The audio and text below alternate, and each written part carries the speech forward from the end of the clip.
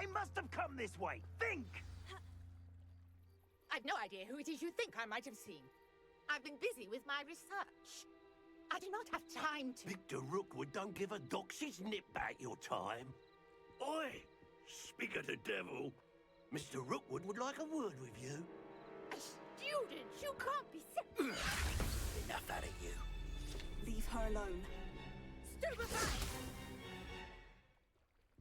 Found ya! Well done.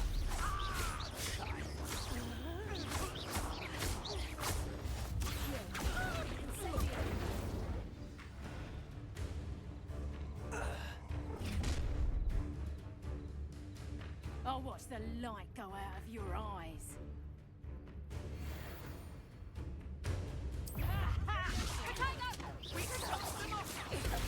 I'm not going anywhere with you. You take this student off of my dead body! No! You're going to it. You can't.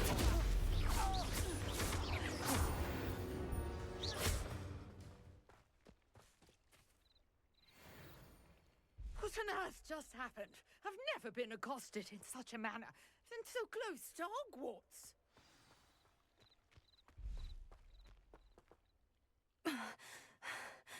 Are you all right? I am, thanks in no small part to your excellent defensive skills. Care to tell me why two Ashwinders were ready to dispatch me to get to you? Ashwinders? Victor Rookwood's thieves and extortionists, his little cronies. They seemed quite keen on you. It's a long story, but thank you for your help. Well, you've avoided them for the moment. Priya warned me things were getting dangerous. Best get moving on my research before they return. You mentioned someone named Priya. Yes, my wife. She's the one who piqued my interest in Merlin. Gave me a book when we were students at Hogwarts. Typical hard-working Hufflepuff, brilliant potioneer, has her own shop in Knockturn Alley. She's a travelling vendor. Hears what's going on in the Highlands before I do. You're a researcher. Nora Treadwell at your service, historian and archaeologist specialising in Merlin's work and life.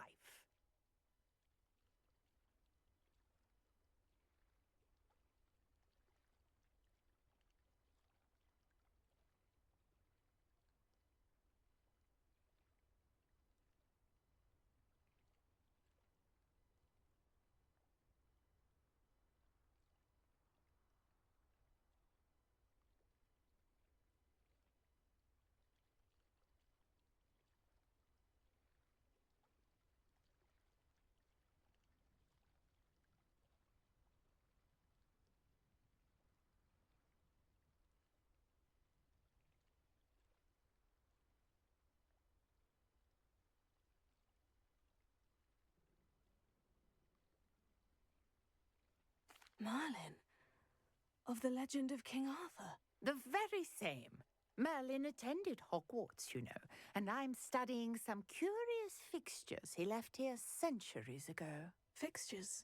These vine-covered pillars, dozens of them, all around the area. I've taken to calling them the Trials of Merlin. I believe he created them as a diversion for his fellow Slytherins. He was terribly fond of puzzles and enigmas. I can see why you're so interested in Merlin. I'd be keen to know more about the trials. Well then, I'll let you in on a little secret. No one has yet managed to figure out how they work. But I believe I have just unlocked a crucial clue. I suspect that Mallowsweet is an important component in getting the trials to work. Mallowsweet? Versatile herb. Merlin repeatedly mentioned it in his writings. I had just arrived to test my theory when I was so rudely interrupted. You see, each swirl in Merlin's writing has a symbol in the center. That started me thinking, what if... The Mallowsweet is meant to be placed at the center of the symbols. Precisely. Would you care to do the honours? We can see what comes of our little hypothesis. I brought a trunk chock full of mallow sweet with me. It's just over there by my tent.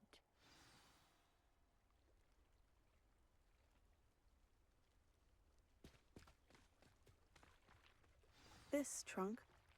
Yes, take plenty, even if you already have some. I have the mallow sweet. Lovely. Now, notice the vines on these pillars here, as well as a stone swell on the ground. Each trial has these features. Place the mallow sweet on the swell, and we'll see what happens.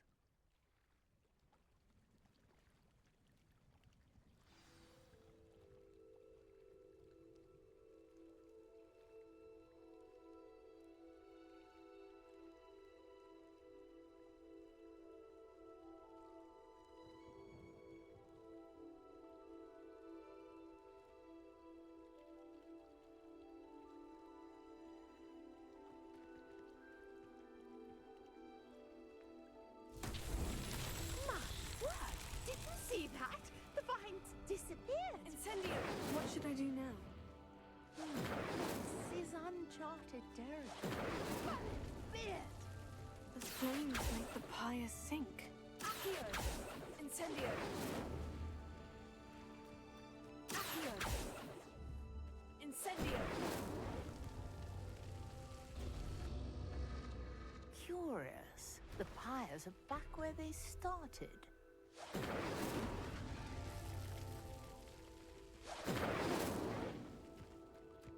Accio! Incendio!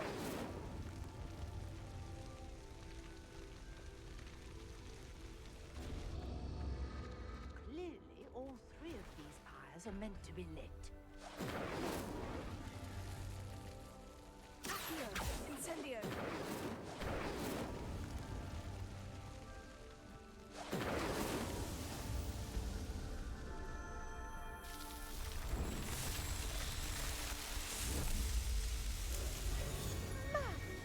Yes, how beautiful! What a day! I can hardly believe it. I take it we can call that a success. We can indeed. However, I now have even more questions. How does it work? I must review my notes. I may have missed something. Are all of the trials like this one? Oh, not precisely. Well, I think each has those telltale vines and the swirl on the ground. You should feel free to solve them as you come across them. I believe I have what I need to continue my research. My guess is that each will also require mallow sweet, which you can find in Hogsmeade should you need more. I really must be off. Such a pleasure to meet you. And do be careful out here. Now, I've got what I needed. I shall return to the safety of my notes and books.